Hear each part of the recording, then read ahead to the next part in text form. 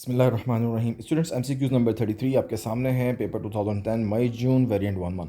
After some building work in a house, a bare uninsulated live wire is left protruding from a wall. What is the greatest hazards. देखें जी, live wire अगर कहीं पे नज़र आ रही है और वो बेयर है, वो तार वहाँ से नंगी है, आपका हाथ उसको लग जाता है, तो इट मीन्स के आपको बहुत ज़बरदस्त इलेक्ट्रिक शॉक लगेगा।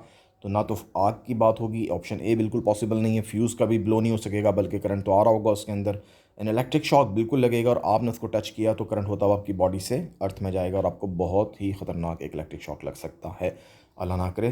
तो नो करंट विल फ्लो, ये तो बात हो ही नहीं सकती कि करंट फ्लो नहीं कर रहा। तो इसमें ऑप्शन नंबर सी ही इसका करेक्ट ऑप्शन है। 34 में चलते हैं। A coil is connected to a battery and soft iron bar is hung near to it.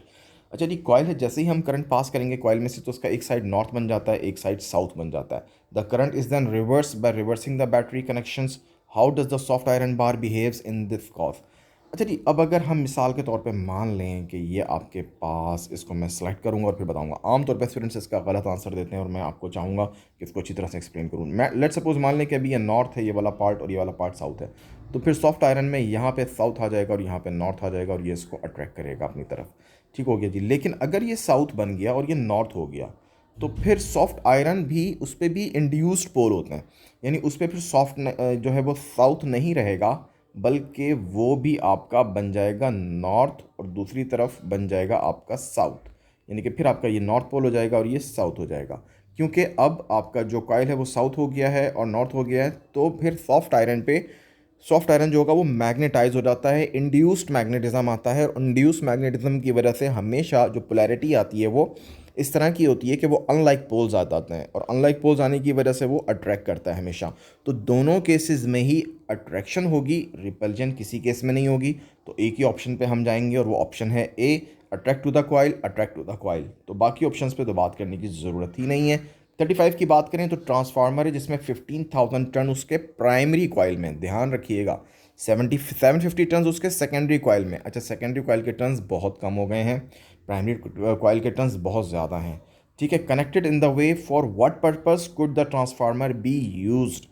अब एक बात तो कंफर्म है कि ये ट्रांसफार्मर स्टेप डाउन है। स्टेप डाउन में ये हाई वोल्टेज को लो में कन्वर्ट कर रहा है। तो कौन से ऑप्शंस में हाई वोल्ट लो में कन्वर्ट हो रहा है? दो ऑप्शंस मुझे ऐसे नज़र आ रहे हैं जहाँ पे हाई वोल्ट्स लो में कन्वर्ट हो रहा है। एक तो 16,000 वोल्ट का दिखा रहे हैं जहाँ पे वो 8,000 वोल्ट में कन्वर्ट हो रहा है, लेकिन ये डीसी सप्लाई की बात कर रहे हैं। तो याद रखिएगा गाइस, कभी भी डायरेक्ट करंट जो है वो ट्रांसफार्मर में हम यूज़ नहीं करते, ऑल्टरनेटिंग करंट ही यूज़ करते हैं। तो ऑप्शन बी का तो सवाल ही पैदा नहीं होता कि डायरेक्ट करंट आप यूज़ कर सकें। इसकी रीज़न अगर आपने देखनी है क्यों यूज़ नहीं होता, तो मेरा लेक्चर ज़रूर देख लीजिएगा। नंबर डी में चलते हैं। तो to use a 240 volts alternating current, ये अल्टरनेटिंग करंट ही यूज़ होता है, बिल्कुल सही है। और यहाँ पे हमें नज़र आ रहा है कि 240 वोल्ट 12 वोल्ट्स में कन्वर्ट हो रहा है, बिल्कुल ठीक है। This is the right option, यही ऑप्शन बिल्कुल राइट है। बाकी जो आपका ए और सी है वो तो पॉसिबल हो ही नहीं सकता। कैथोड रेज इलेक्ट्रॉन्स होते हैं, बीम ऑफ द इलेक्ट्रॉन्स हैं, तो फिर न्यूट्रॉन, प्रोटॉन और इलेक्ट्रोमैग्नेटिक वेव्स का तो सवाल ही पैदा नहीं होता।